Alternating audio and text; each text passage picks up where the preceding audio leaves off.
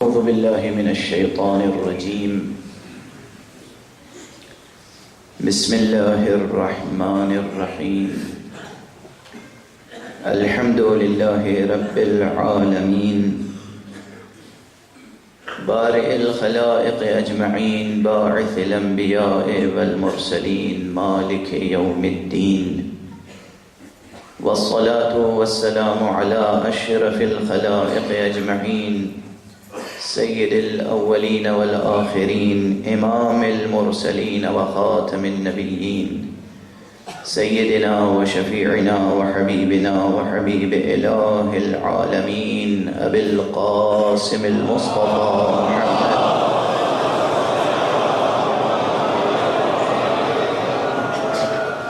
وعلى أهل بيته الطيبين الطاهرين الهداة المهديين المعصومين المظلومين، واللعنة الدائمة على أعداء الدين أجمعين.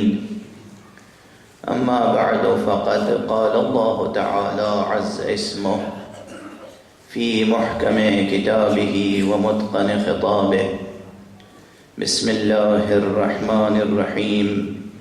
والنجم إذا هوى ما ضل صاحبكم وما غوى وما ينطق عن الهوى إن هو إلا وحي يوحى. صلوات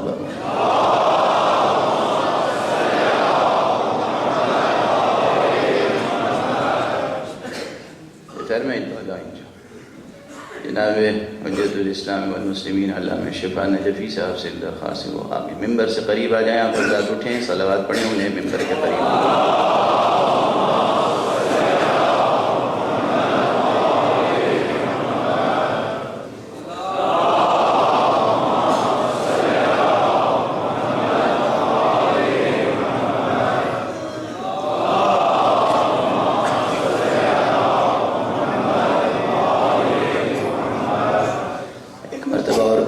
صلوات.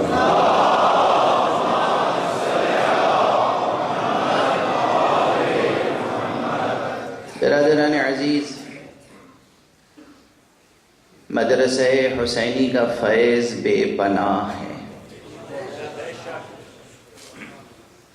یہ ایسا مدرسہ ہے جس میں ہم دین، مذہب، فلسفہ، حکمت، حیات، کائنات، دنیا، عقبہ سے متعلق ہر مسئلہ قرآن و سیرت کی روشنی میں حل کرتے رہتے ہیں. کون سا موضوع ہے جو یہاں زیر بحث نہیں آتا؟ تاریخی مسائل ہوں یا کلامی مسائل ہوں، اصولی مسائل ہوں یا فروعی مسائل ہوں، ہر مسئلہ اس مدرسے میں آ کر ایسا حل ہوتا ہے کہ پھر کوئی مشکل رہ ہی نہیں جاتی. یہ ہے مدرسہ عزاء حسینی. اس مدرسے کی جتنی حفاظت کیجیے کم ہے. اس مدرسے کو توڑنے اور مٹانے کی کوششیں بہت ہوئی ہیں، ہمیشہ ہوئی ہیں، اب بھی ہو رہی ہیں اور ہوتی رہیں گی. لیکن یہ مدرسہ نہ ٹوٹا ہے نہ ٹوٹے گا. آفری ہیں آپ کی ہمتوں پر، اور دعا ہے کہ آپ کی ہمتیں بلند رہیں.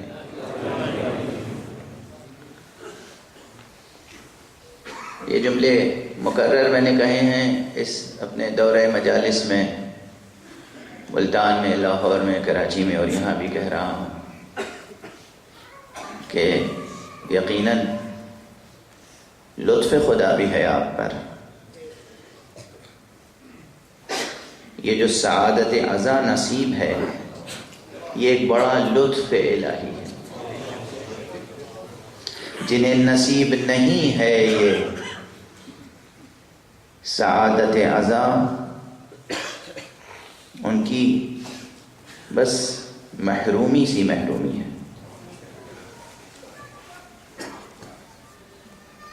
یہ نصیب ہے ہمیں، میں عرض کر رہا ہوں نصیب ہے ہمیں یہ سعادت آزاد.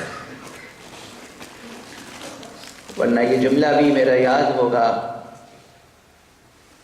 کہ اگر ہم خدا نہ خواستہ یعنی انسان آزاداری چھوڑ دیں تو آزاداری بند نہیں ہوگی.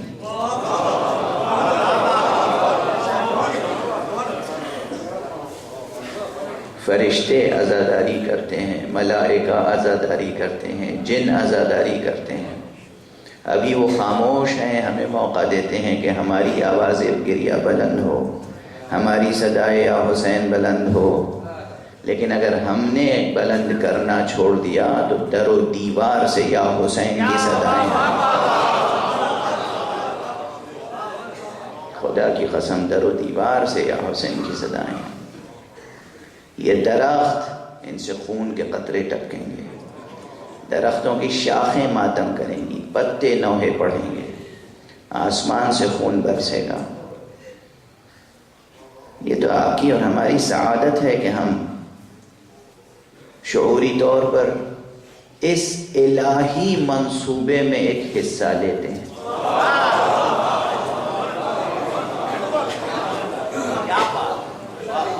یہ الہی منصوبہ ہے. آفری ہیں جناب افتخار عارف صاحب کو، کیا اچھا شعر انہوں نے کہا ہے کہ بنا آزاداری کب رکھ دی گئی تھی؟ جب حسین پیدا ہوئے تھے اسی وقت بنا آزاد رکھ دی گئی تھی. ایک تاریخی واقعہ ہے، روایات ہیں، صحیح السند روایات ہیں. تو اس عذاب کو صرف عذا نہ سمجھیں، یہ نہ سمجھیں کہ صرف ہم روتے ہیں، گریہ کرتے ہیں، ماتم کرتے ہیں. نہیں، یہ ایک مکمل مدرسہ ہے.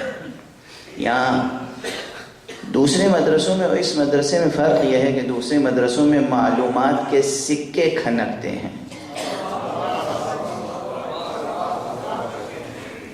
یہاں علم آنسوؤں میں گوندھ کر جزو جان بنا دیا جاتا ہے.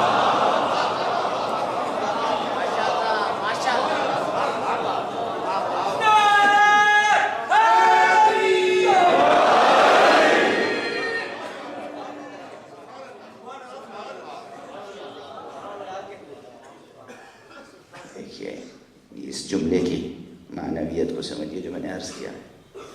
جو اہل فکر و دانش ہیں ان سے نہیں اس طرح میں خطاب کرتا، ان کے لیے تو اشارہ کافی ہے.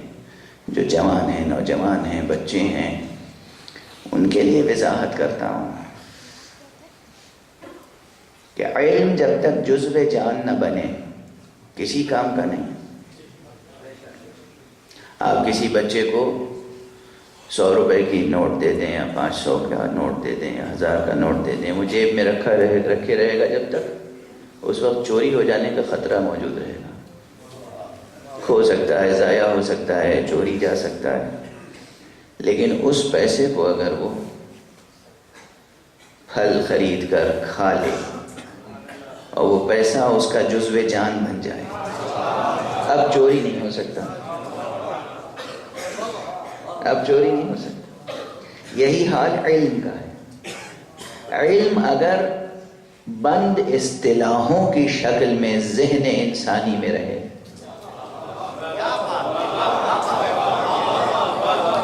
ایک مٹھی اصطلاحات، ٹرمینالوجی، الفاظ، ڈیفینیشنز رٹے ہوئے ہیں انسان، تو ذہن کی حیثیت ویسی ہی ہے جیسے انسان کی قمیض کا جیب کہ اس میں روپے پڑے ہوئے ہیں اور اسے یہ اطمینان ہے کہ جب چاہے گا استعمال کر لے گا، لیکن اسے یہ خبر نہیں کہ جیب پھٹ بھی سکتی ہے یا چوری بھی ہو سکتا ہے.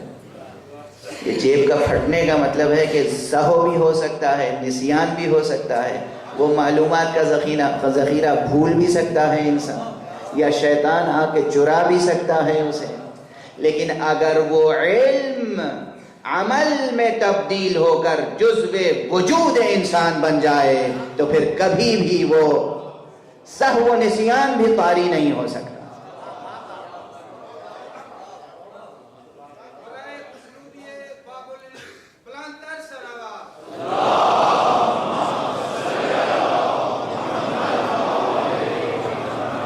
اسی لیے علم کو ہمیشہ عمل کے سانچے میں ڈھل جانا چاہیے. جو کچھ سنیے اس پہ عمل کی کوشش کیجیے، ورنہ بھول جائیں گے، وہ چیز باقی نہیں رہے گی. یہ بات ہمارے اور آپ کے آقا اور مولا الموحدین امیر المؤمنین علی ابن ابی طالب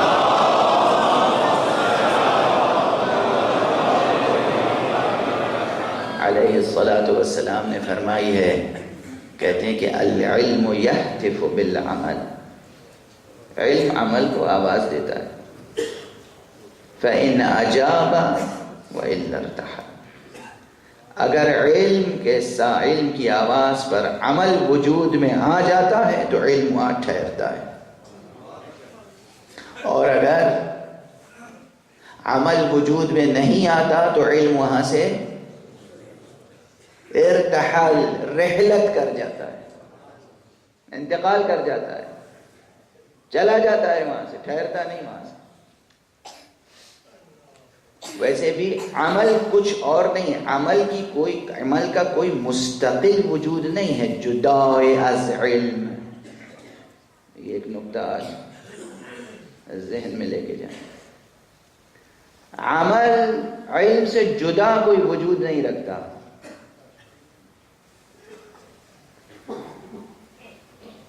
نہ علم عمل سے جدا کوئی وجود رکھتا ہے.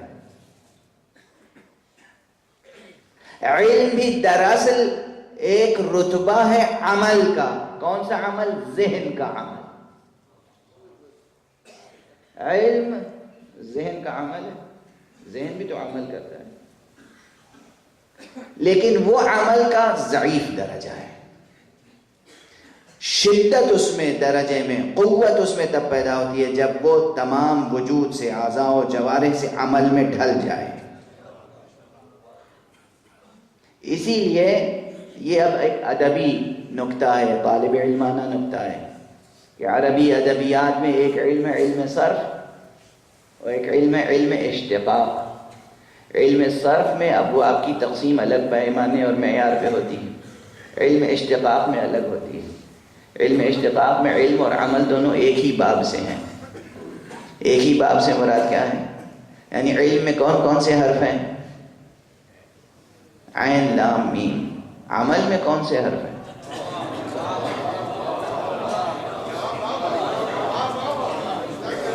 وہی عین لام میم، بس کچھ آگے پیچھے ہو گیا اور تو کچھ نہیں ہوا. حرف تو وہی 3 ہے نا. اس کے معنی یہ ہے کہ علم کا کوئی مستقل وجود جدا عمل سے نہیں ہے، اور عمل کا کوئی مستقل وجود علم سے جدا نہیں ہے. جب تک علم عمل کے سانچے میں ڈھل نہ جائے علم درجہ کمال تک نہیں پہنچتا. تو دوسرے مدرسوں میں اور مدرسہ حسینی میں فرق یہی ہے کہ دوسرے مدرسوں میں صرف علم تقسیم کیا جاتا ہے، یعنی معلومات لٹائی جاتی ہے. یہاں جو میں نے کہا آنسوؤں میں گوندھ کر اسے جزو جان بنا دیا جاتا ہے تاکہ علم فراموش نہ کرے انسان. آنسوؤں کی قدر و قیمت ہے. اس لیے اس مدرسہ اعزا کی بہت قدر و قیمت ہے. ابھی آ رہا تھا تو کسی نے مجھ سے یہ خبر ابھی آتے ہوئے سنائی کہ وہ روز عاشورہ جو حادثہ ہوا تو کراچی میں، تو ان شہداء میں سے ایک شہید عزادار کا سر آج ملا ہے.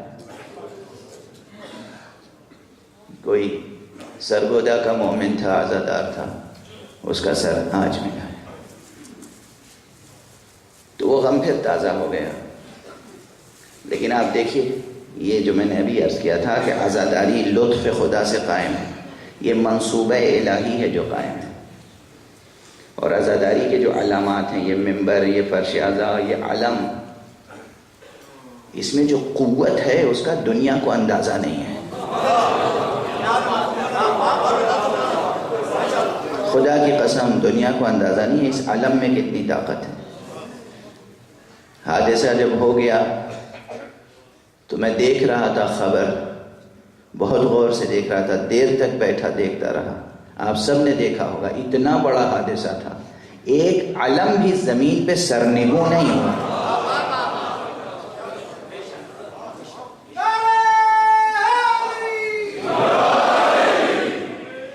نہ صرف یہ کہ ایک علم بھی سرنگوں نہیں ہوا، بلکہ اس علم کے پھرہرے کی ہوا میں وہ شجاعت ہے، وہ صبر ہے، وہ ثبات قدم ہے کہ ایک بھی عزادار فرار کرتا ہوا نظر نہیں آیا.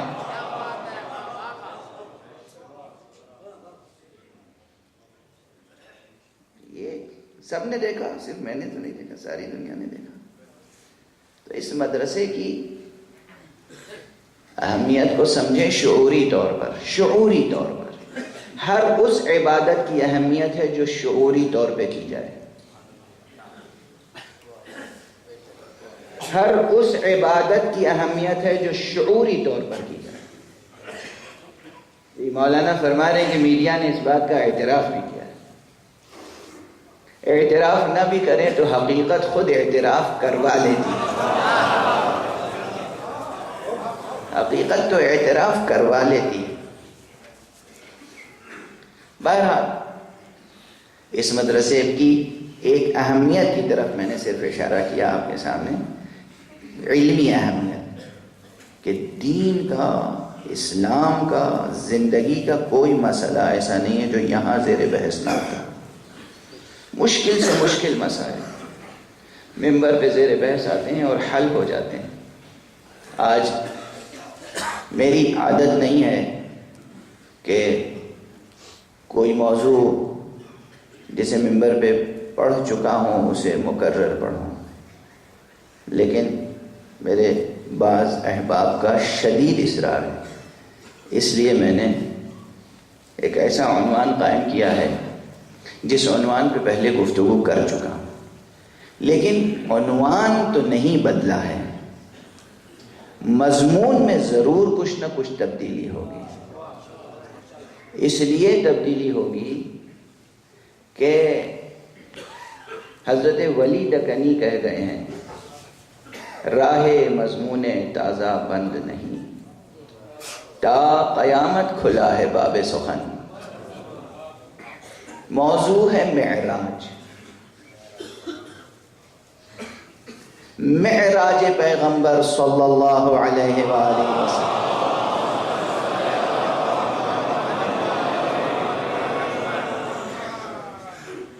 بہت اہم موضوع ہے. اسی موضوع میں نہ جانے کتنوں کے دین و ایمان کی آزمائش ہو گئی. اسی موضوع میں ہم موضوع معراج چھیڑ کے دیکھ لیتے ہیں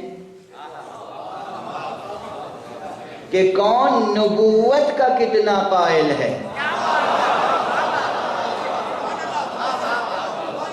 لیکن ہمارے اپنے پیمانے ہیں.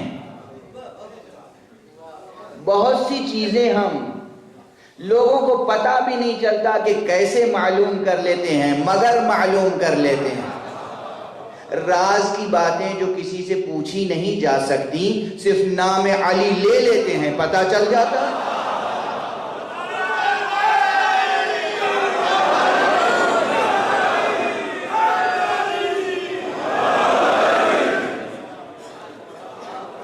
بہت سی راز کی باتیں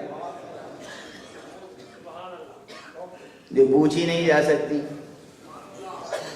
بس ہم نام علی لے لیتے ہیں اور چہرے کی رنگت بتا دیتی ہے کہ یہ رنگ اصلی ہے یا کھوٹا ہے.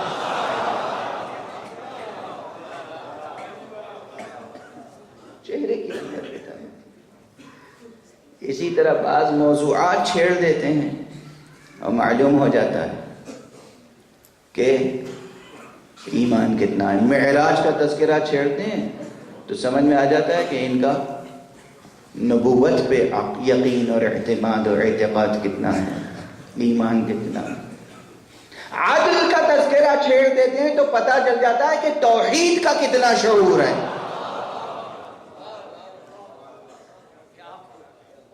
عادل کا تذکرہ کیا اور معلوم ہو گیا کہ تصور توحید کیا ہے. خدا کا تصور کیا ہے ان کے پاس؟ اللہ سبحانہ و تعالیٰ کو کیا سمجھتے ہیں؟ تو ٹیسٹ کے ہمارے پیمانے آج کے دور میں تو آپ سمجھتے ہیں کہ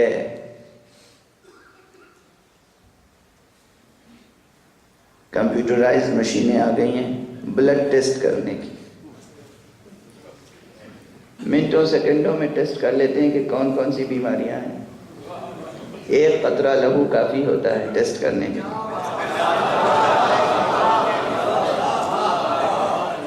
ایک قطرہ لہو کہیں بھی پورے جسم میں چھپی ہوئی کوئی بیماری ہو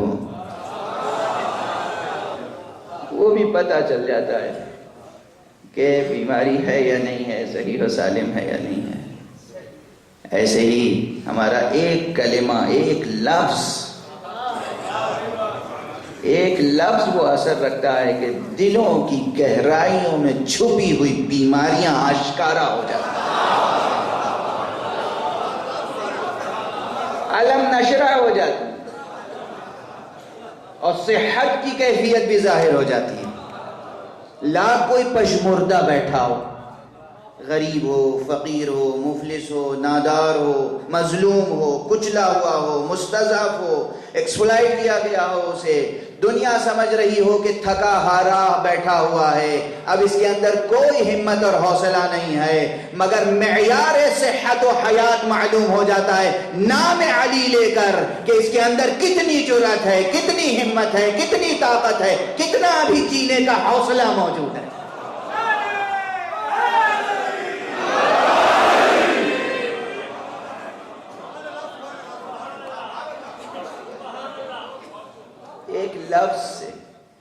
ایک لفظ سے ہم پورا ٹیسٹ کر لیتے ہیں۔ تو معراج کا مضمون بہت عظیم مضمون ہے، معمولی مضمون نہیں، اور یہ وہ مضمون ہے جسے خود رب اکبر نے بڑے شان و شکوہ کے ساتھ ادا کیا ہے۔ قرآن مجید میں 1 سے زائد مقامات پر معراج پیغمبر کا ذکر ہے۔ ایک تو سورہ مبارک ہے بنی اسرائیل کا مطلع، اس کی آیت سبحان الذی اسری بعبدہ لیلا من المسجد الحرام الی المسجد الاقصی الذی بارکنا حولہ لنریہ من آیاتنا انہ هو السمیع البصیر۔ کیا آیت ہے خدا سے! جو لوگ عربی کا ذوق رکھتے ہیں وہ آیت سن کے وجد کی کیفیت طاری ہو جاتی ہے ان پر، چونکہ رب اکبر کو معلوم تھا۔ لیکن معراج کا مضمون ایسا مضمون ہے کہ آج ہی لوگوں کو شک نہیں ہوتا ہے۔ اچھے بڑے بڑے دانشور، میں کیا عرض کروں، المیہ اس ملت کا کیا ہے، آج بھی آپ کے اس ملک میں بھی ایسے بڑے دانشور موجود ہیں جنہیں آپ نئی نسل کے لیے ایک سورس کے طور پر پہچانتے ہیں۔ ایسی شخصیتیں ہیں جو ٹی وی پہ آتی ہیں، میڈیا میں آتی ہیں، ان سے سوالات ہوتے ہیں، وہ جواب دیتے ہیں، مگر وہ معراج پیغمبر کے قائل ہی نہیں ہیں۔ آج بھی ایسے لوگ ہیں۔ ابھی چند روز قبل میں ملتان میں تھا، وہاں ایک میرے دیرینہ کرم فرما جناب سید عبداللہ شوکت زیدی صاحب، ان کی ایک مخصوص ادا ہے، ان کے پاس ماشاءاللہ کتابوں کا قدیم ذخیرہ ہے، نادر کتابیں ان کے پاس ہیں، اکثر کتابوں کے پہلے ایڈیشن ان کے ذاتی کلیکشن میں موجود ہیں، اور مجھ پہ یہ لطف کرتے ہیں کہ ہر سال کسی ایک نادر کتاب کا وہ پہلا ایڈیشن لا کر مجھے ہدیتاً دے دیتے ہیں۔ اور اس مرتبہ جو ایک کتاب انہوں نے لا کر دی، وہ کتاب کی ورق گردانی میں نے کی ابھی کچھ دیر پہلے، تو دیکھا کہ مصنف معراج کا قائل ہی نہیں، نام نہیں لوں گا، ہم ہماری سیرت یہ ہے کہ بڑے بڑوں کا نام ممبر پہ نہیں لیتے.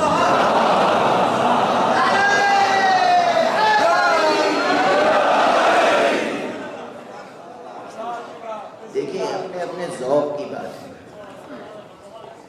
اپنے اپنے ذوق کی بات ہے، اپنے مزاج کی بات ہے. جہاں اللہ کا ذکر ہو رہا ہو، نبی کا نام لیا جا رہا ہو، علی کا نام لیا جا رہا ہو، پاکیزہ نام لیے جا رہے ہوں، معصومین کا تذکرہ ہو، اہل تطہیر کا تذکرہ ہو، وہاں پھر کسی ایسے نام کے لانے کی ضرورت نہیں ہے کہ فضائے دہن بھی مقدر ہو جائے.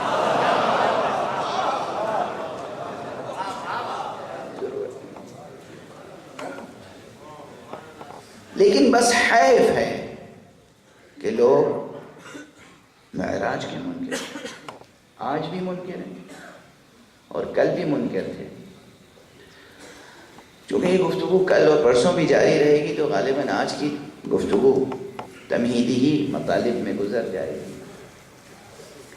جو لوگ منکر ہیں ان میں سے دو قسم کے لوگ ہیں. کچھ تو کہتے ہیں کہ یہ معراج سرے سے معراج نہیں تھی، خواب دیکھا تھا پیغمبر نے. کچھ لوگ وہ کہتے ہیں خواب کے تک کے قائل نہیں، کہ نہیں یہ بات ہے ہی نہیں، جسمانی معراج نہیں ہوئی تھی، روحانی معراج ہوئی تھی. توجہ رکھیے گا دونوں جملوں، جسمانی معراج نہیں تھی، روحانی معراج تھی. یہ جو لوگ کہتے ہیں کہ جسمانی معراج نہیں تھی، روحانی معراج تھی، یہ بھی دو گروہوں میں. ایک وہ سادہ لوح ہیں جو اس جملے کو سمجھ نہیں سکتے کہ کہہ کیا رہے ہیں.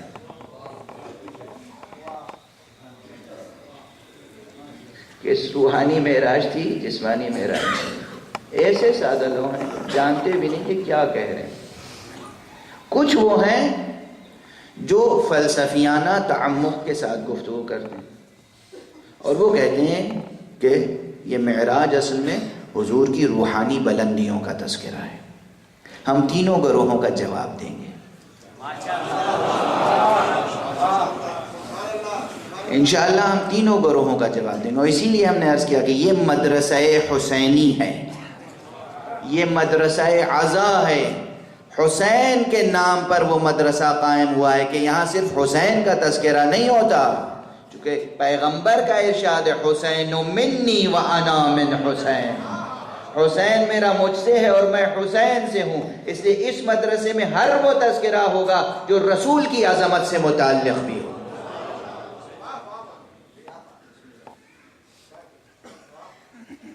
جو لوگ فرماتے ہیں کہ خواب تھا،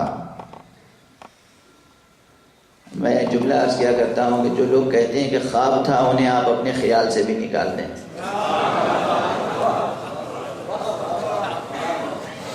وہ اس لائق نہیں ہے کہ حاشیہ خیال میں بھی جگہ پائیں.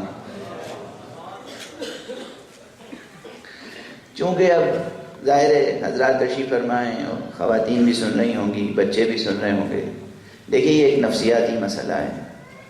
ہر بچہ ایک مخصوص عمر میں مخصوص طرح کے خواب دیکھتا ہے. کچھ بچے بلکہ اکثر بچے ایک مخصوص عمر میں یہ خواب دیکھتے ہیں کہ وہ اڑ رہے ہیں فضا میں، یا کوئی ان کا ہاتھ پکڑ کر اڑتا ہوا لے کے چلا جا رہا ہے اور بہت بلندی پہ جا کر دم گھٹنے لگتا ہے اور پھر وہ خواب ہی میں رونے لگتے ہیں اور ان کی آنکھ کھل جاتی ہے. دوڑ کے ماں باپ آتے ہیں، بیٹا کیا ہوا کیا ہوا کیا ہوا. بچے کہتے ہیں کہ خواب دیکھا تھا. کیا خواب دیکھا تھا؟ خواب دیکھا تھا کہ آسمان کی بلندیوں میں جا رہے ہیں، کوئی آیا ہمیں لے گیا اور اوپر لے گیا اور اوپر لے جا کے اس نے ہاتھ چھوڑ دیا. ایسے خواب دیکھنے کے بعد جب بچے بیان کرتے ہیں تو دنیا میں کوئی ماں باپ یہ کہتے ہوئے نظر نہیں آئیں گے بیٹا مبارک ہو تم صاحب معراج ہو گئے.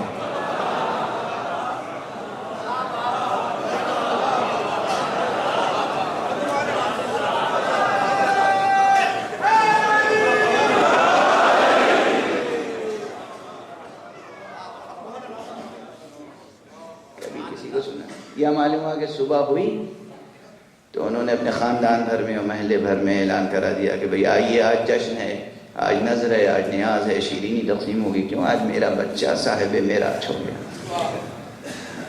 اور پھر محلے والے اور خاندان والے آ کے اسے مبارکباد دے رہے ہوں، بھائی بڑی قسمت والے ہو، تمہارا بچہ صاحب معراج ہو گیا۔ نہیں، خواب معراج نہیں ہے، معراج واقعہ ہے نہ کہ خواب۔ ایک جواب تو یہ ہے جسے آپ کہہ سکتے ہیں کہ جواب نقضی ہے، جواب خطیبانہ ہے یا نفسیاتی جواب ہے۔ دوسرا جواب عرض کر رہا ہوں جو اہل قرآن کے لیے کافی ہوگا، ایک جملہ۔ قرآن مجید نے بہت سے انبیاء کو خواب دکھائے ہیں، مگر جنہیں خواب دکھایا یہ کہہ کے بیان کیا کہ ہم نے خواب دکھایا ہے۔ حضرت ابراہیم کو خواب دکھایا تو یہ کہہ کے بیان کیا کہ ہم نے خواب دکھایا ہے۔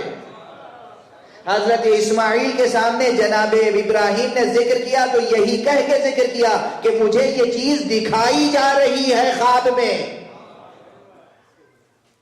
اگر معراج خواب ہی ہوتی تو پروردگار عالم اسے خواب ہی کہہ کر بیان کرتا، مگر پروردگار عالم نے قرآن مجید میں خواب کہہ کر بیان نہیں کیا ہے، ایک واقعے کے طور پر بیان کیا ہے۔ جب خدا واقعہ بیان کر رہا ہو اور مسلمان خواب کہہ رہا ہو تو پھر اس کے اسلام کی کیا قدر و قیمت رہ جائے گی؟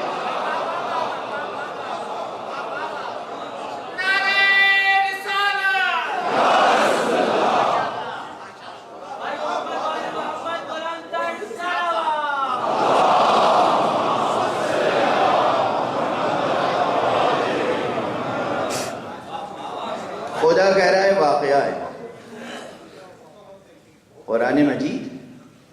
قرآن مجید میں جناب ابراہیم کو خواب دکھایا تھا، خواب دکھایا۔ خود ہمارے نبی کو دوسرے مواقع پہ خواب دکھایا تھا، خواب دکھایا۔ معراج کے لیے یہ نہیں کہا کہ خواب دکھایا، ہم نے اپنے حبیب کو خواب میں مسجد اقصی کی سیر کرائی، ہم نے اپنے نبی کو خواب میں سدرۃ المنتہا کی سیر کرائی، ہم نے اپنے نبی کو خواب میں مقام قاب قوسین و ادنیٰ کی سیر کرائی۔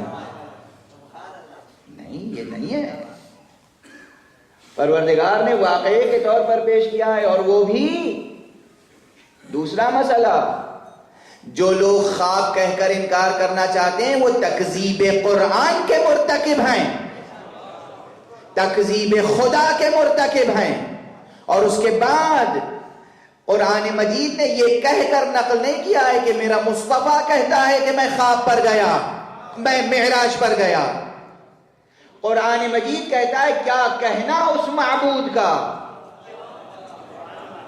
سبحان الذی اسری بعبدہ، پاک ہے، منزہ ہے، مقدس ہے، بلند ہے، برتر ہے وہ ذات جو اپنے بندے کو راتوں رات لے گئی۔ اب بھی اگر کوئی معراج کے واقعے میں، اسراء کے واقعے میں شک کرے، تکذیب قرآن کے علاوہ صراحتاً تکذیب پروردگار لازم آتی ہے۔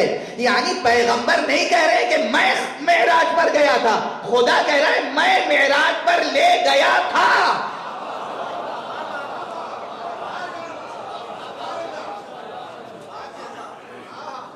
میں لے گیا تھا، اور خود ناز کر رہا ہے۔ واقعہ بھی ایسا ہے کہ ناز کر رہا ہے، پہلے اپنا قصیدہ پڑھتا ہے، چونکہ واقعہ اہم ہے، معمولی واقعہ نہیں ہے، واقعہ اہم ہے۔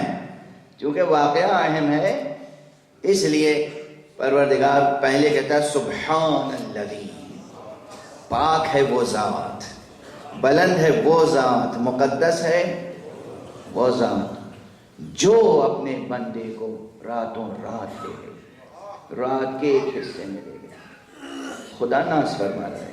اسی لیے میں نے کہا کہ جس شان کے ساتھ، جس شکوہ کے ساتھ، جس عظمت کے ساتھ قرآن نے بیان کیا ہے، ایسا محسوس ہوتا ہے کبھی کبھی کوئی شاعر اچھا شعر کہہ کے خود بھی جھوم اٹھتا ہے،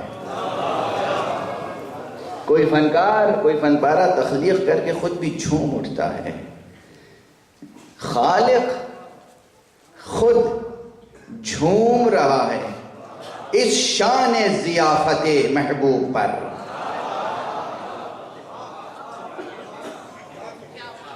کیا شان ضیافت ہے! یعنی کبھی یہ ہوتا ہے کہ مہمان آپ بلاتے ہیں اور جب رخصت ہوتا ہے تو مہمان کہتا ہے کہ بھائی ماشاءاللہ بڑی اچھی دعوت تھی، بہت اچھی میزبانی تھی۔ اور یہ کیفیت یہ ہے کہ یہاں میزبان کہہ رہا ہے کہ دیکھیے تو صحیح میں نے کیسی دعوت کی تھی، دیکھیے تو صحیح میں نے دعوت کیسی کی تھی۔ یہاں یہ کیفیت ہے۔ سبحان الذی اسری بعبدہ، کیا کہنا اس معبود کا جو رات اور رات ہے۔ اب اس کے بعد بھی اگر کوئی شخص منکر معراج ہو، اب میں پھر عرض کروں گا کہ نام نہیں لوں گا کہ کہاں سے یہ فتنہ جاگا ہے۔ یہ فتنہ صدر اسلام سے شروع ہوا، وہیں سے شروع ہوا۔ جس کے بیٹے نے یہ کہا ہے کہ کوئی وحی نہیں نازل ہوئی تھی، کوئی ملک نہیں آیا تھا، یہ تو بنی ہاشم نے حکومت قائم کرنے کے لیے ایک ڈھونگ رچا تھا، بیٹے نے یہ کہا ہے، باپ نے وہ کہا ہے۔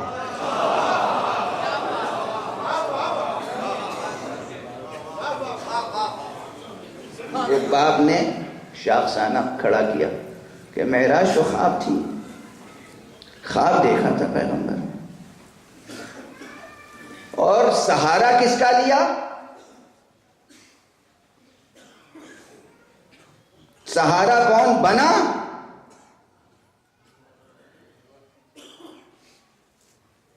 یہ کہنے کے لیے کہ اصل میں خواب تھی، خواب۔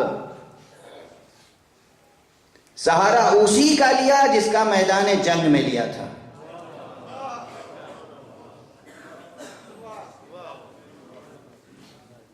اس پردہ نشیں کا سہارا لے لیا جس کا سہارا میدان جنگ میں لیا تھا۔ تو ان سے روایت ہے کہ خواب تھی۔ العیاذ باللہ، العیاذ باللہ، ان سے روایت ہے کہ خواب تھی۔ اور بھی روایتیں ہیں، مگر ان روایتوں میں یہ روایت بھی داخل کر دی گئی۔ بس اب میں کیا عرض کروں، وقت تیزی سے گزرتا جا رہا ہے اور بیان آگے بڑھ ہی نہیں رہا ہے، ابھی تک تمہیدی جملے ہیں۔ یہ یاد رکھیں کہ خواب تو نہیں تھی، قرآن نے اسے واقعے کے طور پہ بیان کیا۔ اب واقعہ بھی تھا تو کیسا؟ کچھ کہتے ہیں روحانی معراج تھی، کچھ کہتے ہیں روح و جسم کے ساتھ معراج تھی۔ اب اس میں نے کہا دو گروہ ہیں، کچھ تو جانتے ہی نہیں کہ کہہ کیا رہے ہیں، تو میں بھی دو جواب دوں گا۔ ایک جواب یاد رکھیے، جب کوئی کہے روحانی معراج تھی جسمانی نہیں، تو آپ فوراً یہ جملہ کہہ دیجئے گا کہ روح اور جسم کی جدائی کا نام موت ہے، معراج نہیں۔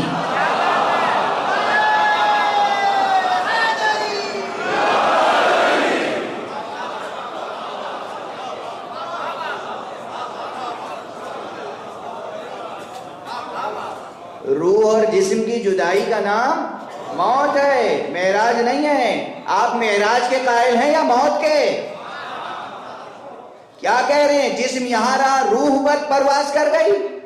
جسم کو چھوڑ کر روح کے پرواز کرنے کا نام ہے موت، جسم کو ساتھ لے کر روح کے پرواز کرنے کا نام ہے معراج۔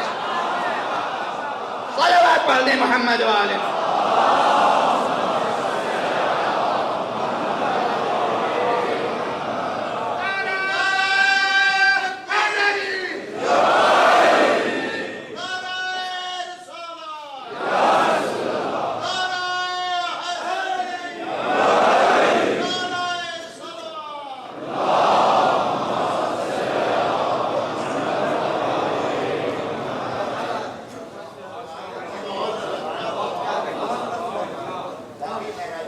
بھائی روح اور جسم کی جدائی کا نام موت ہے، اس میں کوئی آرگومنٹ کی گنجائش ہے؟ کہتے ہیں روحانی معراج تھی، جسمانی معراج نہیں تھی، جسم یہاں رہا، روح معراج پہ گئی۔ اسی لیے میں عام طور پہ تعزیت کی مجلس میں یہ جملہ کہا کرتا ہوں اور ایک سوگوار بیٹا میرے سامنے بیٹھا ہوا ہے تو میں یہ جملہ کہہ رہا ہوں کہ دراصل ہر مومن کی موت اس کی روحانی معراج ہوتی ہے. ہر مومن کی موت، ہر مومنہ کی موت اس کی روحانی معراج ہے. جسم یہاں رہ جاتا ہے، روح ملکوت اعلیٰ میں پہنچ جاتی ہے. یہ ہے روحانی معراج ہماری. لیکن حضور کی معراج صرف روحانی معراج نہیں تھی. حضور روح و جسم کے ساتھ اپنے مکمل وجود کے ساتھ معراج پر تشریف لے گئے تھے. اس لیے کہ معراج کی تعریف ہی ہے کہ روح کا اتنا غلبہ ہو جائے جسم پر، روح کو وہ اقتدار حاصل ہو، روح کو وہ سلطنت حاصل ہو، وہ سلطان حاصل ہو کہ جہاں تک روح چاہے جسم کو لے کر پرواز کرتی چلی جائے. تعریف معراج کی یہی. کسی اور کی روح میں قوت ہو یا نہ ہو، مگر کسی کو شبہ ہے کہ حبیب کبریاء، امام المرسلین، خاتم النبیین، صاحب اخلاق خلق عظیم، محبوب الہ عالمین محمد عربی صلی اللہ علیہ وآلہ وسلم، ان کی روح کی قوت کا اندازہ کوئی کر سکتا ہے؟ کیسی قوت تھی؟ یہاں پر ٹھہر کے میں ایک جملہ کہنا چاہتا ہوں، اور یہ سب بھی سمجھیے تمہیدی جملے ہیں. یہ سب ابھی واقعہ معراج بیان کرنا شروع نہیں کیا ہے میں نے. یہ تو عنوان معراج پر وارد ہونے والے اعتراضوں کا جواب ہے. ابھی اعتراض نقل کر رہا ہوں، جواب عرض کر رہا ہوں، وہ بھی مختصر ہے. ایک صلوات پڑھ دیجئے بلند.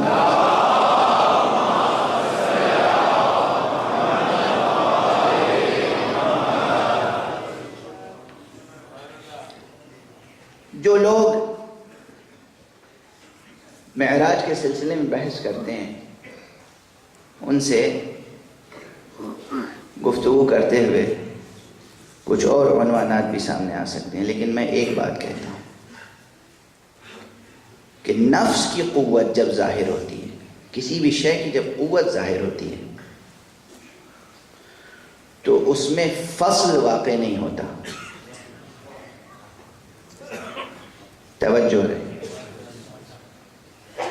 یہ آپ کے سامنے بلب روشن ہے، اس کی شعاع یہاں تک پہنچ رہی ہے. مسلسل و متصل ہے یا منقطع؟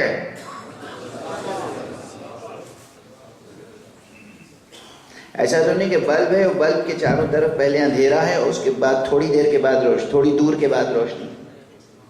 یہ فاصلہ ہے، فصل ہے نہیں.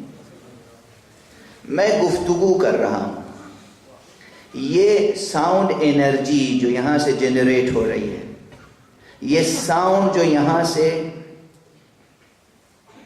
آپ تک پہنچ رہی ہے، یہ مسلسل ہے یا منقطع؟ میں نے گفتگو کی، یہاں سے وائبریشن شروع ہوا، ویو لینس یہاں سے بننا شروع ہوئی اور مسلسل پھر آپ کے گوش سماعت تک پہنچی. الیکٹرک کرنٹ، یہاں سے ہم نے سوئچ آن کیا اور وہاں چراغ جلا، وہاں بلب روشن ہوا، لیکن یہ الیکٹرک کرنٹ متصل ہے، مسلسل ہے یا منقطع ہے؟ درمیان میں اگر کٹ جائے کہیں پر بھی تو بلب نہیں جلے گا. جہاں بھی یہ سلسلہ ہے کہ قوتوں کا نفوذ و نفاذ ہے، وہاں بلا فصل ہے.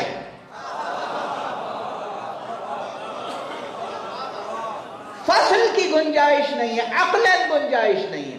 وجودی تقاضا یہ ہے کہ فصل واقع نہ ہو. نفس کی قوتوں کا یہی حال ہے. حضور کی بلندی نفس کیا کہنا، کتنے معجزات ہیں حضور کے، بے اذن الہی معجزہ ظاہر ہوتا ہے، مگر ہوتا کس کے ذریعے سے ہے؟ نبی کے ذریعے سے، رسول کے ذریعے سے. رسول کے نفس قدسی میں یہ طاقت تھی، نفس قدسیہ میں یہ طاقت تھی. کیا آپ نے درخت کو اشارہ کیا؟ اجماع ہے تمام مسلمانوں کا، کوئی منکر نہیں۔ درخت کو اشارہ کیا، وہ چلتا ہوا حضور کے پاس آ گیا، اور پھر اشارہ کیا واپس چلے جاؤ۔ وہ اپنی جگہ جا کے جیسا تھا ویسا ہی اپنی اصلی حالت پہ آ گیا۔ سنگریزے اٹھا لیے زمین سے ہتھیلی پہ، یہ سنگریزے کلمہ پڑھنے لگے۔ اور صرف یہی نہیں کہ ہتھیلی پہ سنگریزہ اٹھا لیا تو کلمہ پڑھنے لگے۔ آپ ایک اور معجزہ آج سن لیجئے حضور کا، محمد عربی صلی اللہ علیہ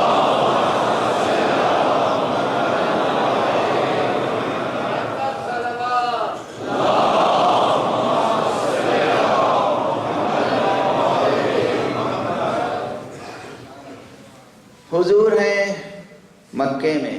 مکے کا اب تو نقشہ اب بھی خیر نشیب و فراز کم تو نہیں ہوا ہے، حالانکہ بہت اس کو لیول کرنے کی کوشش کی جا رہی ہے، بہت سے آثار مٹائے گئے، مگر اس زمانے کا مکہ، اس میں کتنا نشیب و فراز رہا ہوگا۔ حضور تھوڑی دور گئے، ایک جگہ کافی گہرائی تھی جہاں پانی بھرا ہوا تھا، وہ تقریباً ایک جھیل سی تھی وہاں پر۔ جھیل کے اس طرف ایک پہاڑی تھی، اس طرف حضور کھڑے ہوئے تھے۔ حضور کا ایک دشمن ساتھ ساتھ ہے، حضور پر نکتہ چینی کرنے والا، تنقید کرنے والا وہاں کھڑا ہوا ہے۔ اس نے کہا کہ ہم تب جانیں کہ وہ چٹان جو پہاڑی کی چوٹی پر ہے وہ آپ کے اشارے سے یہاں تک آ جائے۔ خلاصہ عرض کر رہا ہوں، حضور نے اشارہ کیا، وہ چٹان بڑے سلیقے سے پہاڑی سے اتری، گری نہیں۔ چٹان اگر گرتی تو پاش پاش ہو جاتی، ٹکڑے ٹکڑے ہو جاتی، ریزہ ریزہ ہو جاتی۔ وہ چٹان سے اتری اور اتر کے پانی کی سطح تک آئی، اور سطح آب پر تیرتی ہوئی حضور کے قدموں تک آ گئی۔ خدا کی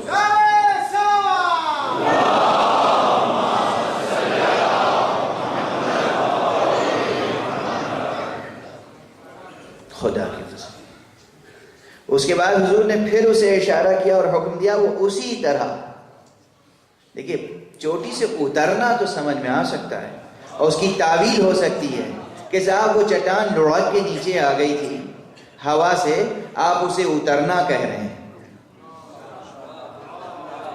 مگر پھر آپ نے اشارہ کیا اور وہ واپس اپنی منزل تک پہنچی۔ غور فرمایا، یہ معجزہ حضور کا کتابوں میں موجود ہے۔ یہ تمام معجزات، کیا حضور نے اشارہ کیا چاند کو، دو ٹکڑے ہو گیا، یہ معجزہ قرآن مجید میں موجود ہے۔ اقتربت الساعۃ وانشق القمر، ارے قیامت آ گئی تھی، قیامت۔ جان بوجھ کر یہ ترجمہ کر رہا ہوں، کیونکہ بعض حضرات اعتراض کرتے ہیں شق القمر پر، اور وہ کہتے ہیں کہ جناب آپ حضرات بھی کس دنیا میں رہتے ہیں، ایسے معجزے بیان کرتے ہیں۔ آج کے سائنٹیفک دور میں یہ جو سیلیسشل باڈیز ہیں، یہ جو اجرام سماویہ ہیں، یہ جو ستارے اور سیارے ہیں، یہ ایک ذرا سا اپنی جگہ سے ادھر ادھر ہو جائے تو قیامت آ جائے۔ یہ پورا نظام شمسی درہم برہم ہو جائے۔ یہ کیسے ممکن ہے کہ چاند دو ٹکڑے ہو اور پھر یکجا ہو جائے؟ ہم کہتے ہیں جو اعتراض آپ کر رہے ہیں اس کی تصویر کشی خود قرآن نے کر دی ہے۔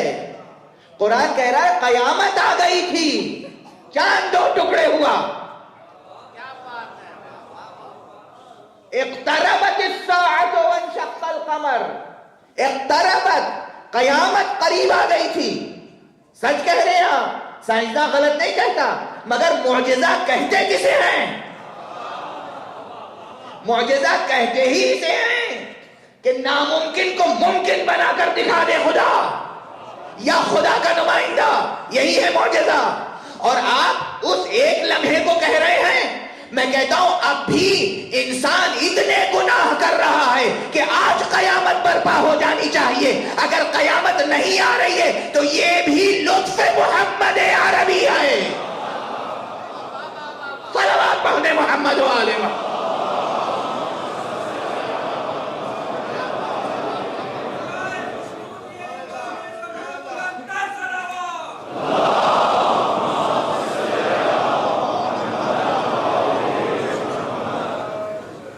لطف پیغمبر ہے، لطف خدا ہے، لطف پیغمبر ہے. آج جو ایک محمد پردہ غیب میں ہے، جب تک وہ ہے قیامت نہیں آئے گی. جان محمد ہے. اس وقت بھی قیامت آ گئی تھی. یعنی سوال اتنا سنگین تھا مشرکین و کافرین کا، اتنا سنگین سوال تھا کہ قیامت آ جاتی. مگر یہ حضرت کی روحانیت تھی، آپ کی شخصیت کی جاذبیت تھی، آپ کی قوت تھی اور لطف الہی تھا کہ آئی ہوئی قیامت ٹل گئی، چاند دو ٹکڑے ہوا اور پھر اپنی اصلی حالت پہ آ گیا. اب میں سوال کر رہا ہوں، یہ نفس مصطفیٰ کی قوت درخت کو قریب لے آتی ہے اور دور لے جاتی ہے، پتھر کو، چٹان کو پہاڑی کی بلندی سے نیچے لاتی ہے اور پانی کی سطح پر تیراتی ہوئی قریب لاتی ہے، پھر واپس لے جاتی ہے. آسمان پر چاند کو دو ٹکڑے کرتی ہے. یہ بلا فصل ہے یا متصل؟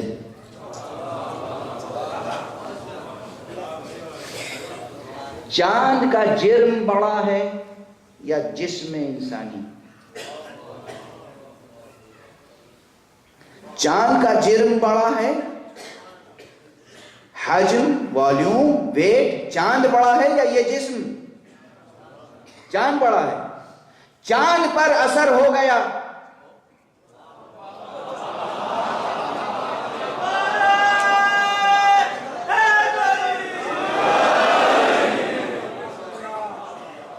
درخت کی جڑیں زمین میں ہوتی ہیں، وہ حرکت نہیں کر سکتا. حضور کے اشارے سے اس نے حرکت کی. یہ جسم تو پہلے ہی سے حرکت کے قابل ہے. تو جو معجزے پیغمبر کی ذات اقدس سے ظہور پذیر ہوئے ہیں، ان کی روشنی میں کہا جا سکتا ہے اگر حضور خود فرماتے کہ میں اپنے جسم کے ساتھ معراج پر گیا، تب بھی انکار کی گنجائش نہ تھی، جائے کہ خدا فرما رہا ہے کہ میں لے گیا.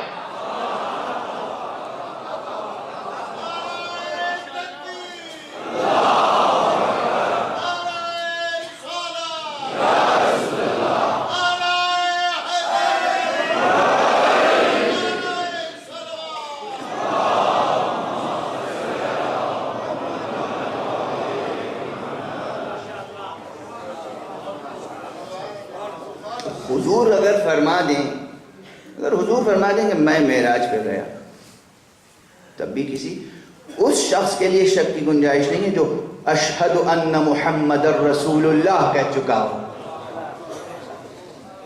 اور اگر اب بھی شک کرے تو اس کا مطلب یہ ہے کہ اس نے اشہد ان محمد الرسول اللہ دل سے نہیں کہا ہے.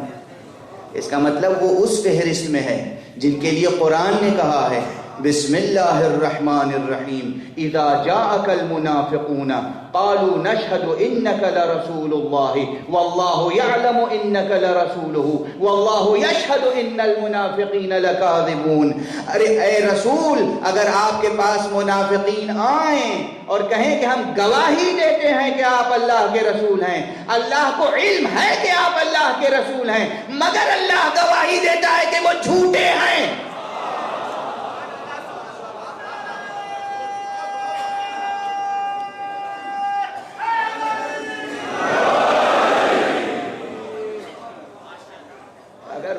کہہ دیں تب بھی گنجائش نہیں. چہ جائے کہ اللہ سبحانہ و تعالی فرما رہا ہے اور اپنی ثنا، اپنی تسبیح بیان کر کے فرما رہا ہے کہ سبحان الذی اسری بعبدہ لیلا من المسجد الحرام الى المسجد الاقصى. کیا کہنا اس پروردگار کا جو اپنے بندے کو راتوں رات لے گیا. یہ تو سب ابھی تمہیدی گفتگو ہے. بیان کوشش کروں گا کہ کل اور پرسوں میں سمٹ جائیں، اس لیے کہ معراج کا سفر کیا دلکش سفر ہے، کیا حسین سفر ہے، کیا نورانی سفر ہے. اور پھر منزلیں کتنی حسین ہیں، اور منزل آخر تو قیامت کی منزل ہے جہاں ایسے ایسے حجاب اٹھے ہیں اور ایسی ایسی آیات الہیہ سامنے آئی ہیں کہ پروردگار فرماتا ہے ہم نے اپنی بڑی نشانی مصطفیٰ کو دکھائی.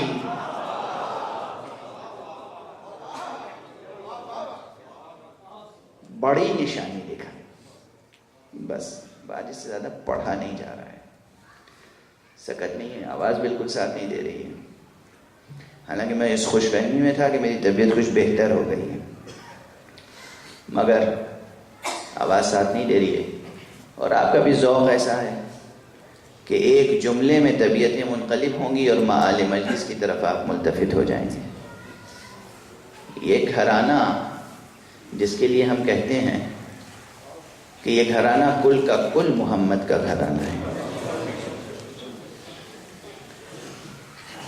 سب محمد ہیں، محمد کے گھرانے والے ہیں. اسی طرح میرا یہ جملہ آج سن کے جائیے، کل اور پرسوں کی تقریر میں عرض کروں گا کہ اس صاحب معراج کے گھرانے میں بہت سے اور صاحب معراج بھی اپنی اپنی معراجیں. کسی کو مقام قاب قوسین و ادنیٰ پہ معراج ہوئی، کسی کو نو کے نیزہ پہ معراج ہوئی.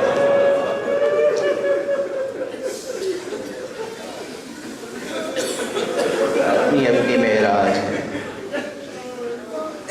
خدا آپ کی زندگیوں میں برکت عطا فرمائے. آپ کی صدائے گریہ بلند ہو گئی. حسین کی معراج، کون کون سی معراج عرض کروں؟ بچپن میں حسین کو جبرائیل عرش تک لے گئے تھے، روایت ہے. وہ روایت عرض کروں گا موقع ملا تو، لیکن اس وقت اب اس روایت کا تفصیل سے ذکر کرنے کا محل نہیں ہے. اس وقت تو مجھے پہلی معراج یہ نظر آ رہی ہے کہ جب حسین روز عاشوراء اپنے فرس سے زمین کی طرف جھکے ہیں تو ایک ساعت تک تیروں پر جسم مطہر معلق رہا. اتنے تیر پیوست تھے کہ جسم مبارک زمین تک نہیں آیا.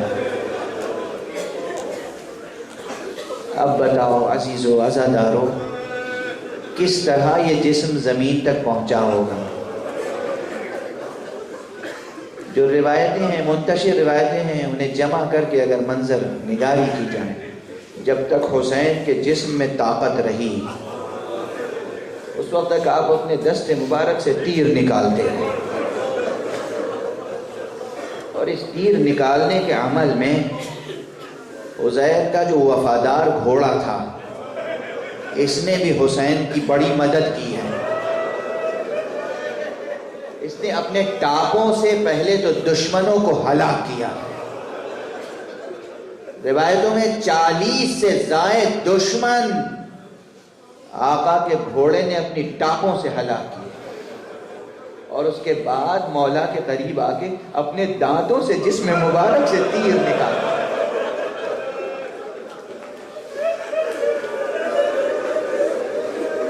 یہ جو شبیہ ذوالجناح کی نکالتے ہیں آپ، اس کے اسباب ہیں. کس وفادار گھوڑے کی شبیہ ہوتی ہے؟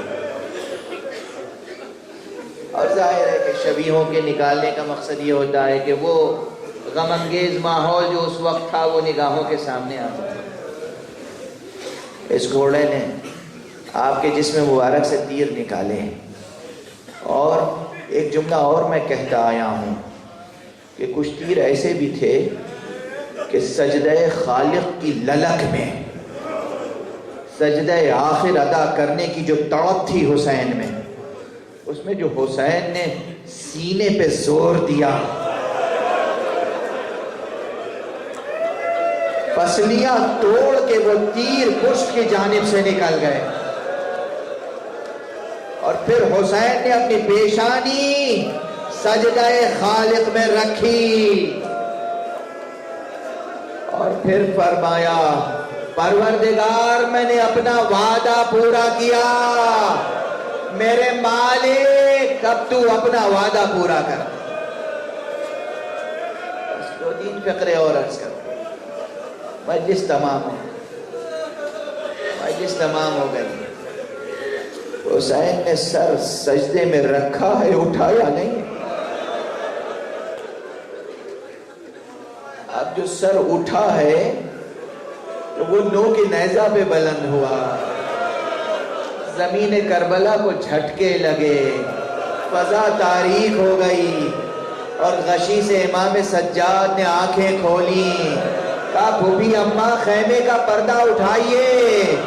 پھوپھی نے خیمے کا پردہ اٹھایا اور بیٹے نے کہا السلام علیکہ یا ابتا، السلام علیکہ یا ابا عبداللہ، السلام علیکہ یا ابن رسول اللہ۔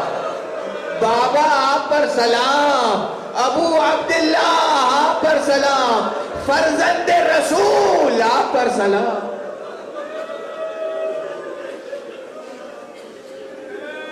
اجرکم علی اللہ، انا للہ و انا الیہ راجعون، رضا بقضائہ و تسلیما الی امرہ۔ پروردگار ہمیں علوم قرآن اور معارف اہل بیت سے آشنا فرما۔